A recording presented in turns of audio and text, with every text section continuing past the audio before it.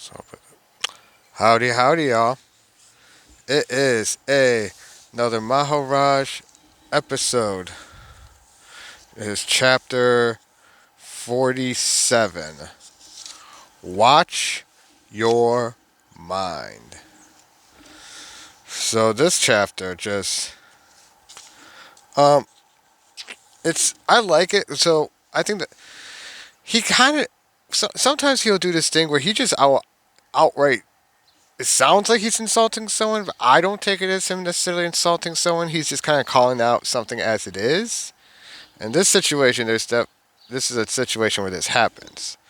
Um, he literally says, "You're like a newly born child," and he says that. He literally says that. Now, someone might be like, "Whoa, that's offensive," but if you go with the whole thing, you are like a newly born child. It was there before, but not conscious of its being. At its birth, a world arose in it, and with it the consciousness of being. Now you have just to grow in consciousness. That is all. The child is the king of the world when it grows up. It takes charge of its kingdom. Imagine that in its infancy it fell seriously ill and the physician cured it. Did it mean that the young king owes his kingdom to the physician?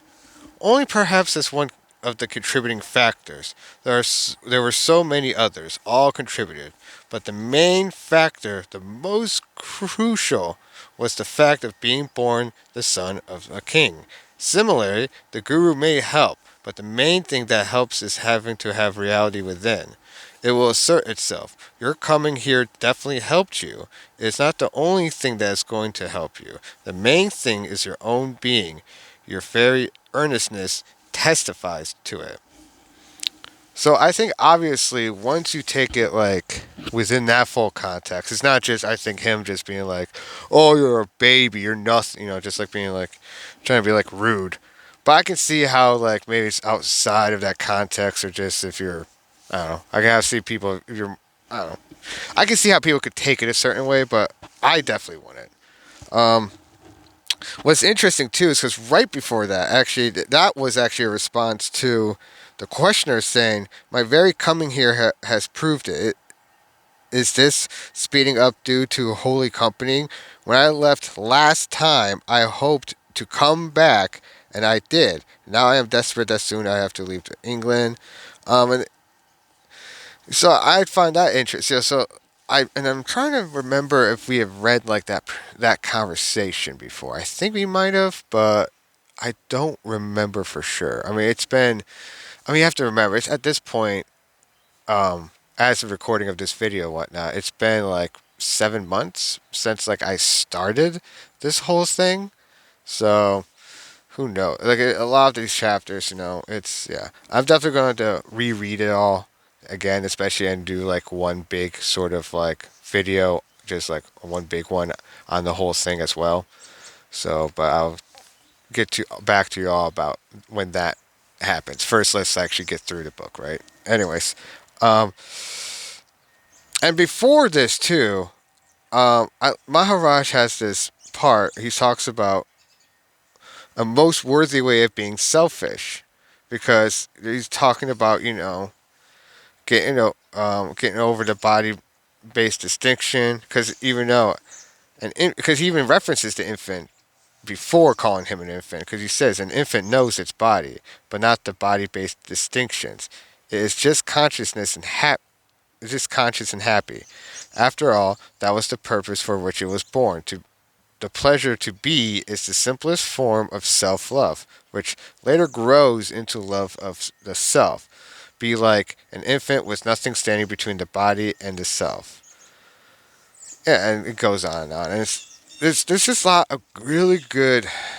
It's actually really a lot of good quotes in here because he's like kind of. It does kind of feel like he is like breaking it down like into a basic level for um not necessarily a child. I mean, an infant, like he says, but like definitely for like someone who's like, yeah, like in terms, it's very new to like especially I would say like the Eastern Indian, even like yeah, just Eastern kind of philosophies, Buddhist, Hindu, um, probably the Dharmic type of thinking and stuff like that. Especially people very new to that sort of thinking. He does really because this guy's from England, so he's from the Western world. I get it. I'm from America, so I get it. Like for people new to this can be very like confusing and stuff. Because you are, I mean, we in the West we have this tradition of I think, therefore I am. Maharaj is arguing I am that. Just I am, just from the get go, not because I think, not because of anything else. I just am, because as an experience, as the source, as something that is the experiencer, the thing that experiences things. Anyways, there's a couple. One other point I found really interesting too is that he's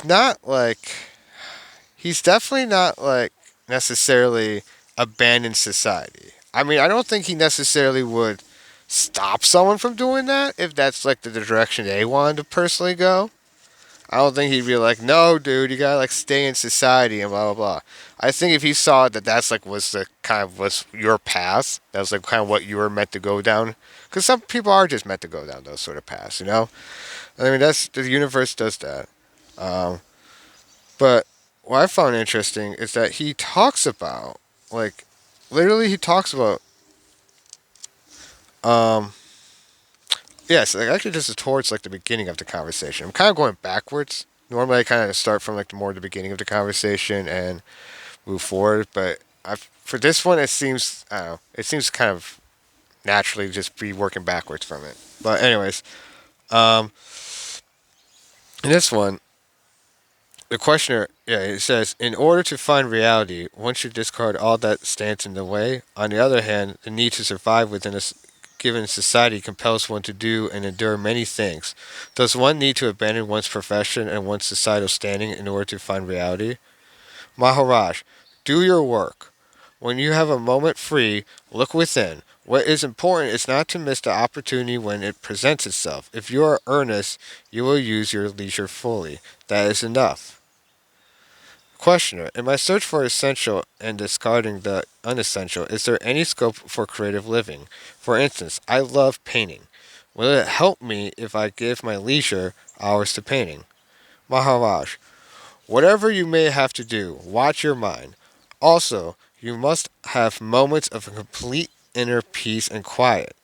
When your mind is absolutely still, if you miss it, you miss the entire thing. If you do not, the silence of the mind will dissolve and absorb all else. Your difficulty lies in your waiting reality and being afraid of it at the same time. You are afraid of it because you do not know it. The familiar things are known. You feel secure with them. The unknown is uncertain and therefore dangerous. But to know reality is to be in harmony with it, and in harmony, there's no place for fear. And then it actually goes into the infant sting I was talking about before. So that kind of all. So now we kind of can see that we're tying it all together.